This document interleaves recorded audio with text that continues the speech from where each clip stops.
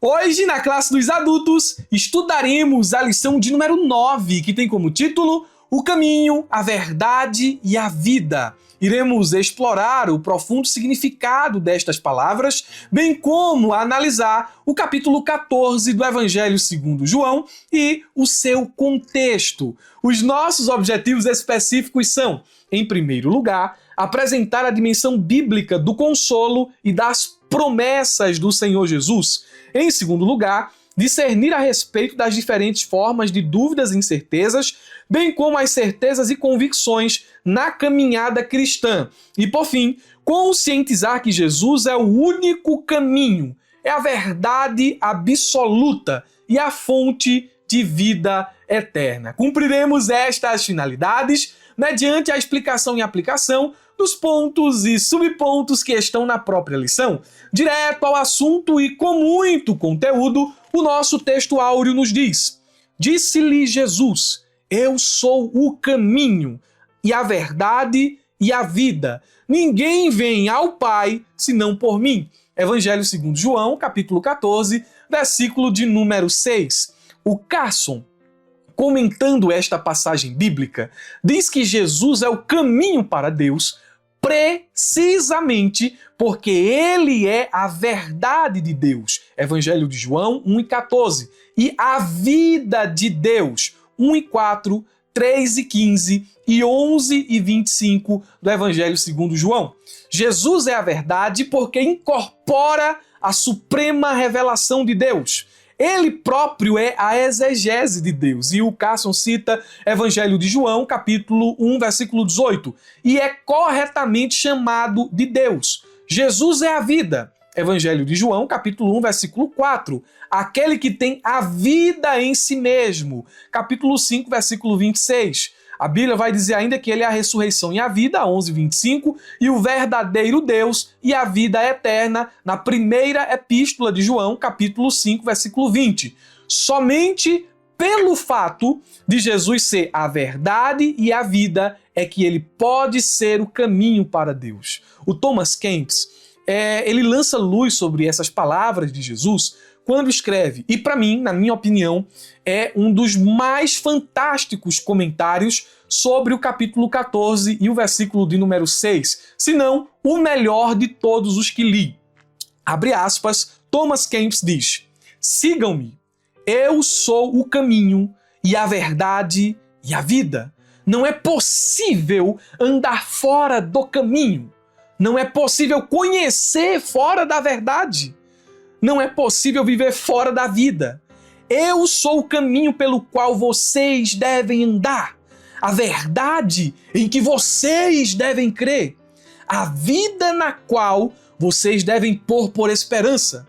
Eu sou o caminho inerrante, a verdade infalível, a vida infindável. Eu sou o caminho reto, a verdade absoluta, a vida verdadeira, bendita, não criada. Se vocês permanecerem no caminho, conhecerão a verdade, e a verdade os libertará, e tomarão posse da vida eterna. Que comentário fantástico do Thomas Kempis. A verdade prática nos diz: a imagem de Jesus Cristo como caminho, a verdade e a vida reforçam a nossa fé e consolida a nossa comunhão com Deus. Que verdade extraordinária. Vamos movimentar a classe e é importante que você aplique essa atividade dinâmica aí na sua escola dominical. O nome da atividade é Caminho, Verdade e Vida. E é muito fácil de ser realizada. O tempo estimado é de mais ou menos 5 minutos. Qual é o material que você vai precisar para desenvolver essa atividade dinâmica? Folhas de papel A4 ou então pequenos cartões em que você possa dividi-los em 3 colunas. Então, as instruções são: primeiro, divida os cartões ou a folha de papel A4 em 3 partes e escreva em cada parte caminho, verdade e vida. Você pode escrever com caneta ou você pode fazer algo mais bem elaborado no Word. Em segundo lugar, você vai pedir aos alunos que respondam. Na coluna que tem o nome caminho, estará a seguinte pergunta: o que preciso alinhar em minha jornada com Deus? se eu estou trilhando pelo caminho estreito, o que não está de acordo com este caminho? O que eu preciso alinhar para passar pela porta estreita e permanecer no caminho estreito? Em segundo lugar, na coluna que tem o nome verdade, estará a pergunta: que engano preciso abandonar? Se ele é a verdade, eu preciso abandonar os enganos do pecado. E a terceira e última coluna tem o nome vida e nela estará a pergunta: estou de fato vivendo uma nova vida em Cristo? São questões que promoverão reflexão e trarão os alunos para... vai captar o interesse dos alunos para o conteúdo estudado na lição de número 9. Vamos progredir e chegamos então na exposição dos pontos e subpontos. Eu quero me dirigir aos irmãos do YouTube. Curtam, comentem e compartilhem. O subsídio que estou utilizando como roteiro para esta aula está disponível aqui na descrição do vídeo. Tem um link azul, é só clicar e os irmãos farão o download. Vocês já sabem, não é? Mas, porventura, pode ser que tenha alguém novo aqui no canal. Porém, tanto aos antigos como aos novos irmãos que estão nos assistindo, o pedido é o mesmo: curta, comente e compartilhe. Aqueles que fazem parte da ferramenta BD e estão recebendo esse vídeo em primeira mão, porque primeiro o vídeo sobe para a plataforma da ferramenta e depois a gente disponibiliza aqui no YouTube. Um abraço especial aos irmãos da ferramenta BD. Utilizem todos os recursos que estão disponíveis para vocês aqui embaixo. Olha, irmãos do YouTube, prestem atenção. Quem está na ferramenta BD tem a pré-aula, tem o subsídio, tem dinâmicas adicionais, tem cursos de capacitação com especialistas na escola dominical, tem um curso específico para a escola dominical, tem curso de oratória, tem curso de leitura, tem muita coisa dentro da plataforma da ferramenta BD, além dos slides, do Motion, das imagens trabalhadas, de todo o material complementar. A plataforma da ferramenta BD é o local onde o professor da escola dominical encontra tudo o que precisa em um só lugar. Eu desafio alguém que não gostou da plataforma da ferramenta a colocar aqui nos comentários a razão de não ter gostado. Coloque, se houver alguém, a gente vai tentar melhorar. Mas a plataforma é uma coisa extraordinária, muita gente sendo abençoada e você não pode ficar de fora. O link também está aqui na descrição do vídeo. Vamos à exposição da aula. O ponto de número 1, consolo e promessa do Senhor Jesus. Seguindo o roteiro proposto pela revista, vamos expor o subponto 1, que nos diz o caminho, a verdade e a vida. A lição nos fala a ideia central desse subponto. O Senhor fez um discurso de despedida no capítulo 14, que se inicia em João, capítulo 13 e 31. Nesse discurso, ele confere consolo aos discípulos ao afirmar que, após a sua morte, não estariam sozinhos. Vamos entender a estrutura do texto bíblico. Lembra que na aula passada, expondo o capítulo 13 do Evangelho segundo João, a gente falou que o ministério de Jesus em relação à multidão havia findado e que agora ele se dirigia, antes da crucificação, de forma mais específica e mais íntima somente aos seus discípulos? Pois bem, o capítulo 14, o capítulo 15, o capítulo 16 e o capítulo 17 fazem parte deste mesmo bloco. A temática do capítulo 13 é de natureza variada, muitos assuntos são tratados ali, ao contrário dos capítulos subsequentes. Por exemplo, o capítulo de número 14, a nota predominante é de conforto. Ele diz que o coração de vocês não fiquem mais perturbados. Então, a tônica é de conforto, desde a promessa das mansões celestiais, do arrebatamento, à descida do Consolador. Tudo aqui aponta para conforto. Capítulo 15, o tom é de admoestação. Nós encontramos expressões ali no capítulo 15, as seguintes: permaneçam em mim, amem uns aos outros, também testemunhem, e assim por diante. A tônica do capítulo 16 é de profecia. Eles os expulsarão das sinagogas e aí por diante. E o capítulo 17 contém a oração sacerdotal, famosa por sua simplicidade e ternura.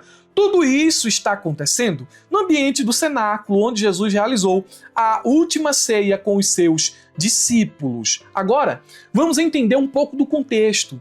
E, para tanto, eu me utilizo das palavras do Hernandes Dias Lopes. Ele foi muito feliz quando resumiu o contexto do capítulo 13 ao 17 com as seguintes palavras. Jesus estava se despedindo dos seus discípulos. Aquela era a quinta-feira do Getsêmani, a quinta-feira do suor de sangue, a quinta-feira da traição de Judas, a quinta-feira da negação de Pedro, a quinta-feira da prisão de Jesus. Muitas coisas estavam acontecendo ao mesmo tempo. É um ambiente de tensão, é um ambiente onde Jesus, a partir dali então, seria preso, condenado e crucificado. O subponto 2 nos diz: consolo num cenário de angústia. E seguindo o roteiro da lição, temos o seguinte texto. É evidente que Jesus estava angustiado. João 12, 27 e João 13, 21. O nosso Senhor tinha plena consciência de que estava aproximando-se a hora da sua entrega nas mãos dos homens. Em breve seria crucificado, morto e sepultado. Contudo, surpreendentemente, mesmo neste contexto de dor, Jesus dirigiu-se aos discípulos com o intuito de confortá-los.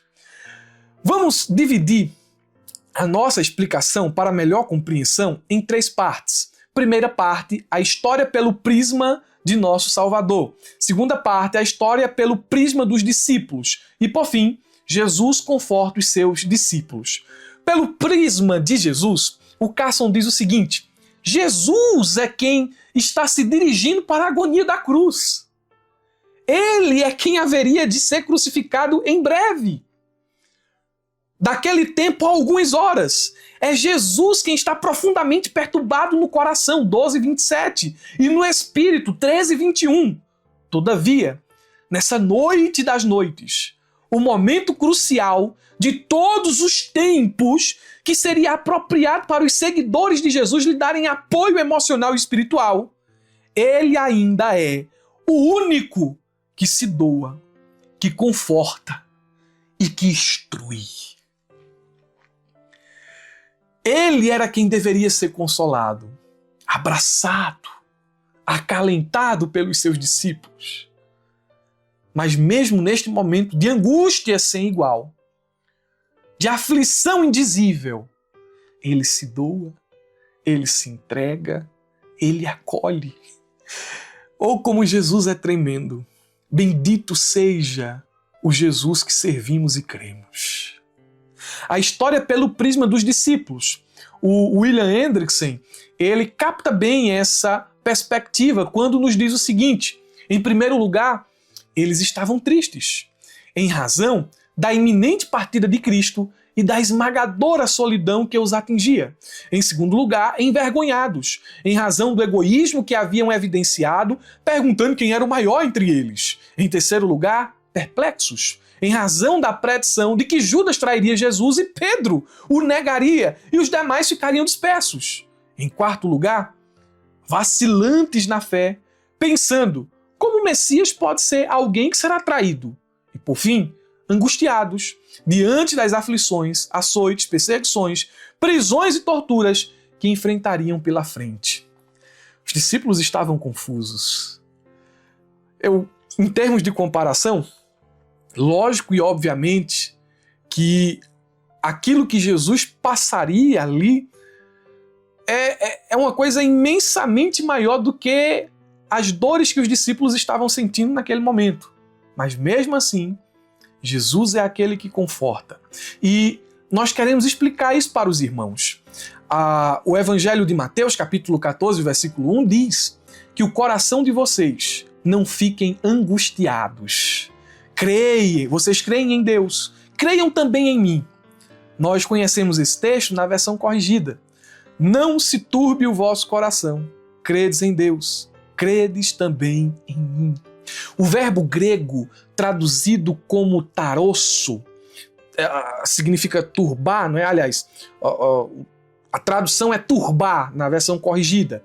E aqui na NAA foi traduzido como angustiado, não é? Que o coração de vocês não fique angustiado. Esse verbo tarossos significa literalmente agitar, como na movimentação das águas no tanque de Betesda, 5:7, mas também descreve perturbação emocional intensa, como Mateus 2:3 e João 11:33.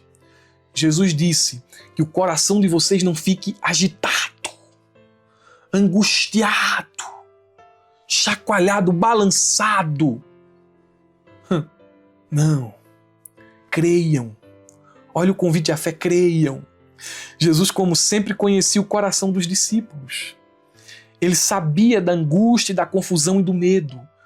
Mesmo enfrentando sua própria agonia, como já temos dito aqui, o Salvador compassivo sentiu a dor deles e buscou consolá-los. A seguir, Jesus acrescenta: credes em Deus, credes também em mim. E essa afirmação coloca Cristo em igualdade com o Pai como objeto de fé. Jesus é Deus. Ele está chamando os seus discípulos à confiança contínua. Creiam. Eu quero que vocês creiam. E aqui eu tenho uma palavra para vocês. A fé em Cristo, escute isso, é o remédio para a doença do coração perturbado. Eu sei em que há situações em que o crente deve procurar ajuda profissional. Mas, no geral, quando pensamos nas consequências do pecado e nas consequências da nossa nas consequências da nossa agitação, sintomas da agitação, o remédio é a fé em Deus. Você precisa crer. Você precisa confiar. Você receberá consolo. Você receberá alívio. Você receberá paz. Eu sei que tem gente que me ouve, que quando as crises de pânico vêm, quando a ansiedade assombra o coração e a alma, ela sai de casa, ela fica inquieta, não consegue achar algo que lhe traga alívio, recorre a remédio, recorre a tanta coisa. Desce as ruas da cidade todinha, liga para alguém, tenta botar uma série para ver se esse sentimento ruim sai. Não estou aqui com isso dizendo que você não deve procurar ajuda médica a depender do seu caso. Mas, pela fé, você deve exercitar a sua fé. Você deve crer em Jesus. Colocar o seu coração agitado nas mãos dele. O subponto 3 nos diz uma promessa gloriosa. A lição nos diz: Jesus declarou que o caminho de Deus leva às moradas celestiais, preparadas para os seus seguidores. A expressão casa de meu Pai refere-se ao céu, um lugar com muitas habitações para os fiéis em Cristo. Olhe como esse versículo de número 2 do Evangelho segundo João, capítulo 14, é interessante. Eu coloquei aqui 3 traduções, você pode conferir no subsídio, e nas 3 traduções eu sublinhei uma expressão. Na versão NAA, Nova Almeida Atualizada, está assim: na casa de meu Pai há muitas moradas. Essas moradas estão na casa do Pai. Se não fosse assim, eu já lhes teria dito, pois vou preparar um lugar para vocês. Versão NVI. Na casa de meu Pai há muitos aposentos. E penso que a NVI foi mais feliz na tradução dessa expressão. Se não fosse assim, eu lhes teria dito, vou preparar-lhes lugar. Por fim, nós temos a paráfrase NTLH, que diz, na casa de meu Pai há muitos quartos. Também uma tradução bem interessante e bem assertiva. E eu vou preparar um lugar para vocês. Se não fosse assim, eu já lhes teria dito. Vamos aqui começar por partes. Primeiro, a expressão casa de meu Pai é uma das formas de se referir ao céu, como pontua o comentarista da lição. E o céu é descrito nas Escrituras com muitas figuras de linguagem, muitas expressões metafóricas. Por exemplo, ou comparações. O céu é comparado a um país por sua vastidão, Hebreus 11:16. É comparado a uma cidade por seu grande número de habitantes, Hebreus capítulo 12, versículo 22. É comparado a um reino pois Deus é o Rei soberano. 2 Timóteo 4:18, Daniel 4:37, Mateus 11:25, Atos 17:24. É comparado a um paraíso pela beleza indescritível. Lucas capítulo 23:43, 2 Coríntios 12:4 e Apocalipse 2:7. E também é comparado a um lugar de descanso onde os redimidos estarão livres da luta contra o pecado, Satanás e o mundo. Hebreus capítulo 4, versículo 1 ao 11, João capítulo 15, versículo 19 e o capítulo 17, versículo 14. Então, a casa de meu pai é uma referência clara ao céu. Já a expressão moradas, traduzidas como aposentos e quartos, é uma coisa bem interessante. As moradas mencionadas por Jesus não devem ser entendidas como construções isoladas, como se o céu fosse um gigantesco conjunto habitacional. A imagem aqui é outra. A imagem evoca uma prática comum em Israel, de um pai expandir sua casa para acolher seus filhos e suas famílias. Em termos modernos, poderíamos compará-las a quartos ou apartamentos dentro de uma ampla e acolhedora casa. A casa é do pai. E nesta casa não há outras casas dentro dela. Há muitos aposentos, moradas, habitações, onde os filhos de Deus viverão em plena comunhão com Ele. Essa imagem aqui, ela não aponta para aquilo que se crê no nosso meio, de que moraremos em casas, castelos no céu. Essa imagem aqui não aponta para isso. Moradas aqui tem uma conotação de intimidade. Estaremos na casa do nosso Pai. Habitaremos com Ele. Intimidade. Jesus está dizendo que o céu é real e que nós temos uma promessa de que iremos para lá. A promessa de Jesus é: voltarei e vos receberei para mim mesmo, para que onde eu estiver estejais vós também. E aqui, como somos pré-tribulacionistas, pré-milenistas, cremos que é uma expressão que trata do arrebatamento. A ausência de qualquer menção de juízo final indica que ele não está falando aqui da sua segunda vinda em glória para julgar o mundo, estabelecer o reino milenar e assim por diante, mas da ocasião em que virá buscar os fiéis para si mesmo. Há diferenças entre o arrebatamento e a segunda vinda. E essas diferenças são significativas. No arrebatamento, Jesus vem pessoalmente buscar os crentes. Na segunda vinda, ele envia os anjos para reunir os eleitos, os redimidos, os salvos. No arrebatamento, os crentes sobem para estar com Cristo. Na segunda vinda, eles descem com ele. No intervalo entre esses dois eventos, a igreja participará das bodas do Cordeiro e do tribunal de Cristo, onde cada crente será recompensado. Aguardamos esse dia. Confiamos nessa promessa. O ponto 2 nos diz: dúvidas, incertezas e enganos no caminho com Cristo. Subponto 1, a dúvida de Tomé. Veja que estamos percorrendo o capítulo 14. Capítulo 14 do Evangelho segundo João. A lição diz, no versículo 5, encontra-se a incerteza do discípulo Tomé. Como podemos saber o caminho? Neste evangelho, Tomé é retratado como um discípulo fiel, corajoso, que tem um profundo amor por Jesus e teve a coragem de manifestar as suas dúvidas. Este episódio ilustra que, durante a nossa caminhada com Cristo, não é incomum que surjam dúvidas. O texto bíblico nos diz, versículo 4 e 5, vocês conhecem o caminho para onde eu vou. Aí, imediatamente, Tomé disse, a gente conhece mesmo? Não é? Disse-lhe Tomé, Senhor, não sabemos para onde vais. Como então podemos saber o caminho?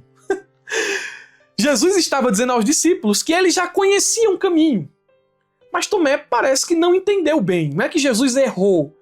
Mas é que Tomé não conseguiu entender. Sabe por que vocês conhecem o caminho, Tomé? Porque vocês me conhecem. Eu sou o caminho, a verdade e a vida. Entendeu agora o texto bíblico aqui? 2 pontos que merecem destaque. Primeiro, mesmo em meio à confusão, podemos ser sinceros com Deus. Nos momentos de dúvida, a gente não precisa usar uma máscara para orar, para falar com Deus. A gente pode ser sincero. Tomé não fingiu entender o que não compreendia. Ele falou com honestidade. E essa sinceridade abriu espaço para uma das declarações mais poderosas de Jesus. Eu sou o caminho, a verdade e a vida. Deus honra os corações que perguntam com humildade. Em segundo lugar, conhecer a Jesus é conhecer o caminho. Os discípulos já sabiam mais do que imaginavam, pois caminhavam com aquele que é o próprio caminho. Da mesma forma, não precisamos saber todos os detalhes do futuro se confiarmos em quem vai à nossa frente. Ter Jesus é ter direção, ele é o caminho, ele é o acesso exclusivo para Deus. Subponto 2. As incertezas de Pedro e Filipe. A lição diz: o Evangelho de João revela que Pedro não compreendia totalmente sobre o lugar que Jesus mencionava para onde estava indo. Capítulo 3, versículo 36. No capítulo 14, ou no capítulo seguinte, Filipe pede a Cristo que lhe mostre o Pai. É notável que, tal como Tomé, Pedro e Filipe ainda não tinham as suas questões esclarecidas por Jesus. Eles também enfrentaram incertezas. E o autor diz, não somos diferentes deles. Certamente haverá momentos em que nos sentiremos semelhantes a Tomé, Pedro e Filipe. Porém, devemos aprender a escutar o Senhor Jesus. Neste comentário, neste subponto, o comentário que escrevi foi: a presença desses questionamentos no coração dos discípulos não deve ser vista como simples fraqueza, mas como parte do processo humano de amadurecimento da fé. Eles estavam em processo de preparação, em processo de crescimento espiritual. Pedro, Filipe e Tomé tinham caminhado com Jesus, ouvido seus ensinamentos e presenciado seus milagres. Ainda assim, à medida em que se aproximava a hora da cruz, eles se mostravam vulneráveis, confusos e temerosos. Agora escute, não somos diferentes daqueles primeiros discípulos de jeito nenhum. Também enfrentamos noites escuras, períodos de dúvida, angústia e perguntas sem respostas. Há momentos em que nós nos identificamos com a ousadia impossível de Pedro, com a insegurança de Filipe e com a honestidade perplexa de Tomé. Há momentos em que a gente vacila. A vida cristã ela não é linear. Ela é marcada por altos e baixos. A fé faz isso, ó. Se você analisar o capítulo 11 de Hebreus, né, a galeria dos heróis da fé, você vai perceber que a fé daqueles homens ali, elas tiveram seus altos e baixos. Tiveram momentos de crença extraordinária. O fato de Abraão entregar Isaac, aquilo é uma coisa extraordinária. Mas mentiu a Faraó, mentiu a Abimeleque. Moisés, não é? Moisés feriu a rocha. Então, a fé desses homens tiveram altos e baixos. E, portanto, há um convite bem claro aqui no texto para esses momentos em que a fé está na reserva, em que a fé está passando por momentos de provação. Sabe qual é o convite? Creiam. Creiam. Creiam apesar das adversidades. Creiam apesar das dúvidas. Creiam apesar das intempéries da vida. Creiam, creiam. Há um convite à crença aqui. Você vê que Pedro, Tomé e Filipe não são descartáveis pela fragilidade da sua fé. Não são descartáveis, mas eles são convidados a crer. Jesus não lhe descarta pelas suas dúvidas. Jesus não vai lhe descartar pelas suas fraquezas. Não. Ele está lhe convidando a crer. Eu quero que você creia. Ah, Senhor, eu creio, mas me ajuda na minha incredulidade. Pronto, é esse tipo de postura que Jesus quer de mim e de você. Eu reconheço, Senhor, que a minha fé é pequena, mas me ajude. Glória a Deus, é Ele quem nos sustenta. Estamos aqui por causa dEle, você está aí do outro lado por causa dEle. Se não fosse Ele, não estaríamos aqui. Subponto 3 fala sobre o engano de Judas Iscariotes. A lição diz: em João 13 é revelado que o nosso Salvador anunciou que um dos seus discípulos iria traí-lo. Essa pessoa era Judas Iscariotes, seu discípulo.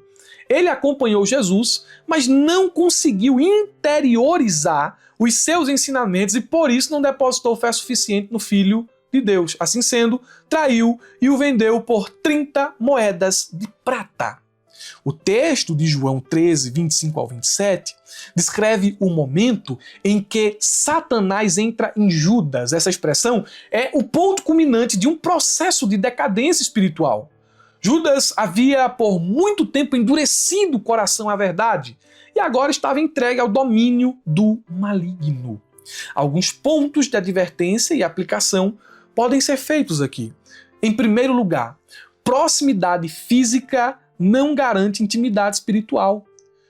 Estar entre os discípulos, participar da igreja e conhecer a doutrina não é o mesmo que amar Jesus. Judas nos ensina que é possível fazer parte da estrutura externa da fé sem ter uma fé verdadeira. E é por isso que o nosso coração precisa estar em constante exame, para que a gente não incorra pelo caminho de Judas. Participar de toda a externalidade da fé, mas não participar daquilo que a fé de fato proporciona em sua essência. Em segundo lugar, a incredulidade pode habitar disfarçada dentro da religiosidade. Judas ouviu a verdade todos os dias, mas resistiu em crer com sinceridade. A fé genuína não é apenas uma resposta intelectual, mas uma rendição do coração. Hoje, em nossas igrejas, infelizmente, nós temos muita gente convencida e não convertida. Como assim, irmão Murilo? Eu vou falar da realidade das Assembleias de Deus no Brasil. Cresceram muito. A igreja cresceu muito. Templos suntuosos, não há nada de errado com isso. Não há nada de errado com isso. Cresceu. Cresceu bastante. E junto com o crescimento, surgiram os problemas se multiplicaram. E um deles é que muita gente está dentro da igreja convencida pelo conteúdo da pregação, convencida pela verdade do evangelho. Mas isso fica apenas na esfera do intelectual e não desce para o coração. Ela está convencida, mas não está convertida. Ela entende que o evangelho é a verdade de Deus. Ela entende que o caminho é estreito e a porta também. Mas ela não vive de acordo com aquilo que está no evangelho. E Judas nos ensina isso. Cuidado, para que você não esteja participando dos cultos, você não esteja até mesmo participando dos cargos eclesiásticos, das posições de liderança dentro de uma igreja local e não ter o seu coração totalmente entregue a Jesus. Em terceiro lugar, Satanás encontra espaço onde Cristo não é entronizado. O texto afirma que o diabo entrou em Judas. Quando um coração rejeita Cristo, se torna vulnerável ao domínio do mal. Se Cristo não reina, outra pessoa reina em nosso coração. Ponto 3. Caminho, verdade e vida. Subponto 1 nos diz: eu sou o caminho. E essa expressão é um escândalo para o mundo. Você vai descobrir o porquê. A lição diz: como analisado em lições anteriores, a expressão eu sou representa um título que revela a natureza divina de Jesus. Assim, quando o nosso Salvador afirma eu sou o caminho, está declarando que ele é o acesso singular, exclusivo e único ao Pai. Portanto, não é possível conhecer a Deus e ter comunhão com ele fora de Jesus. No Evangelho de João, Jesus afirma com clareza: eu sou o caminho, a verdade e a vida. Ninguém vem ao Pai senão por mim. E essa declaração por si só desmorona toda a tentativa de colocar o cristianismo ao lado das demais religiões como mais uma opção válida do mercado espiritual. Jesus não disse ser um dos caminhos, uma das verdades e uma das formas de vida espiritual. Ele afirmou ser o único meio de acesso ao Pai.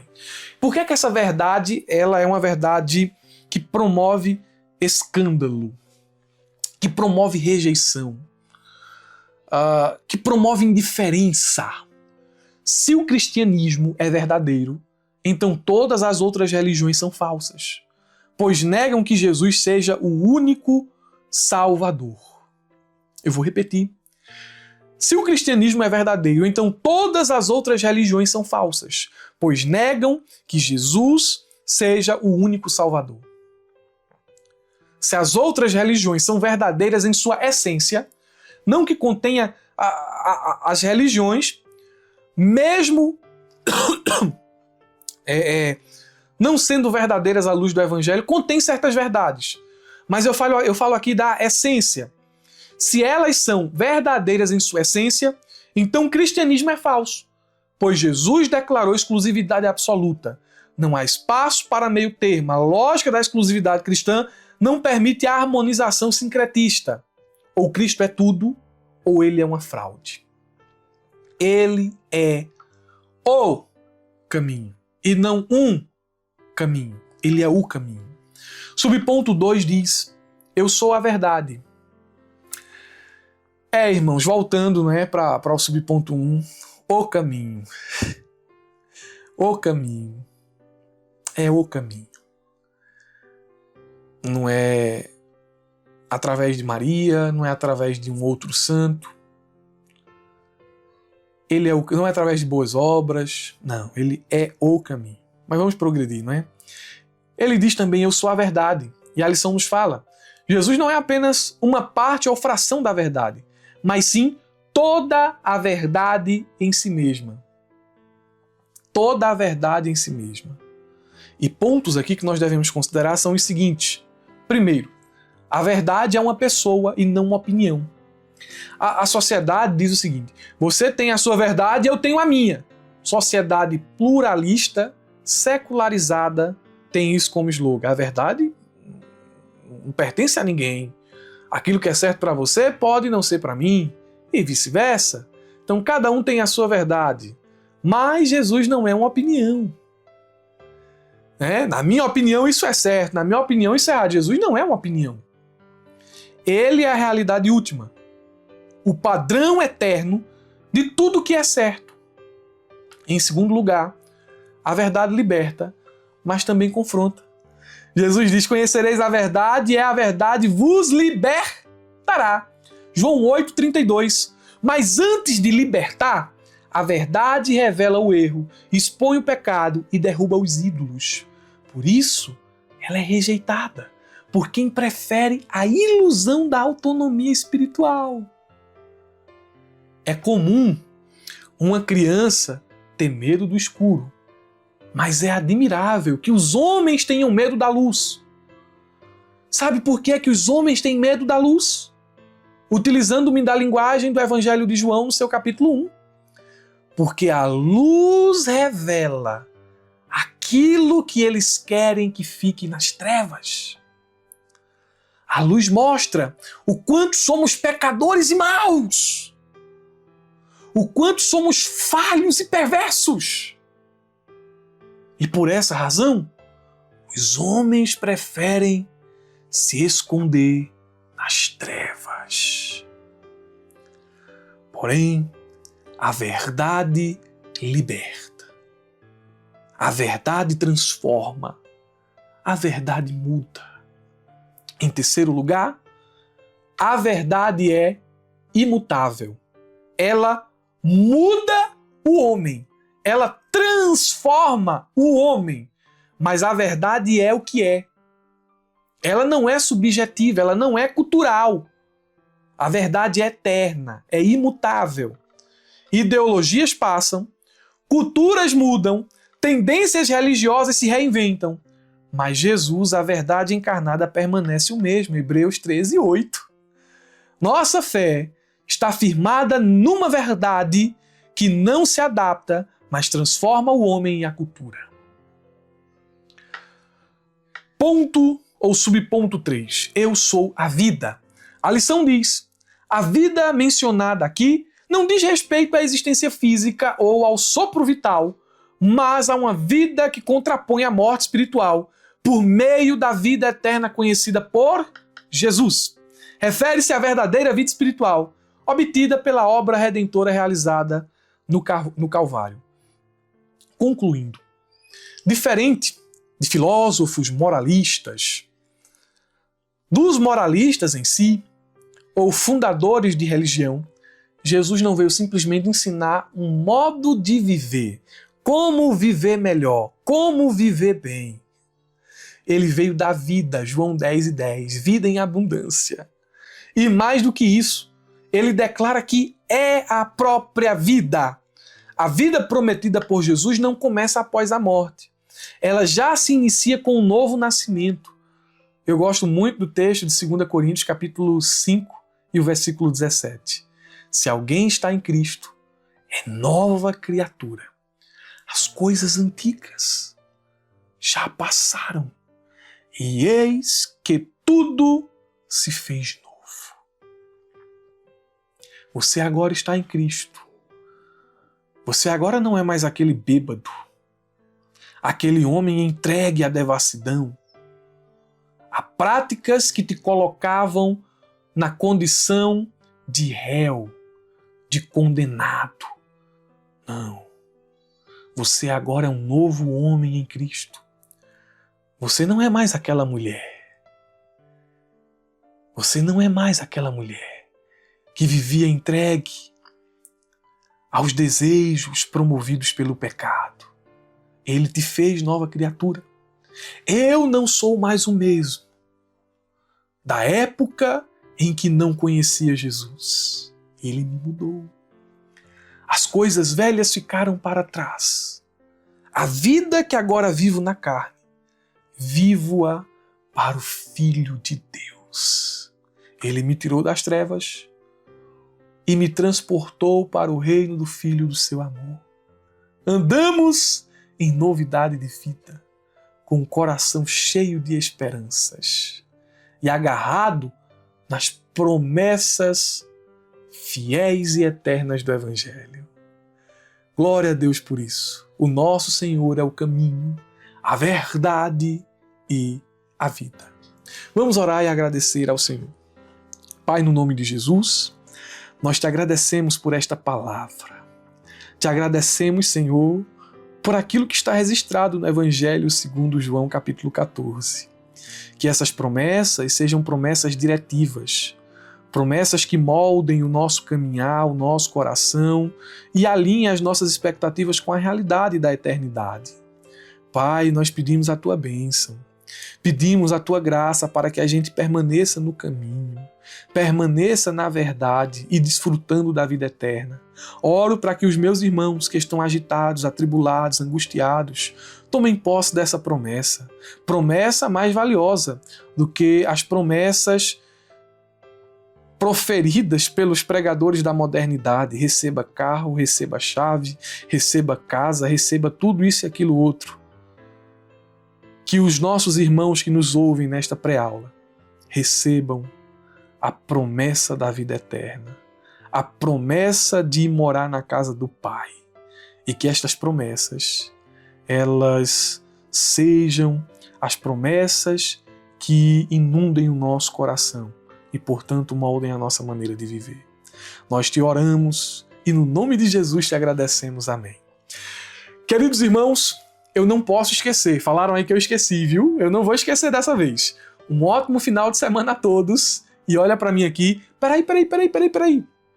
Um abraço a todos os meus irmãos aqui da região do Cariri. Um abraço aos meus irmãos, da região ali de Minas Gerais, da região de São Paulo, do estado de São Paulo, estado do Rio de Janeiro. Sempre estão participando. Um abraço a vocês de perto e de longe, tá bom? No final das aulas eu vou tentar trazer aqui o nome de algumas pessoas. Mas vamos lá. Ótimo final de semana a todos e não se esqueçam, abra a jaula!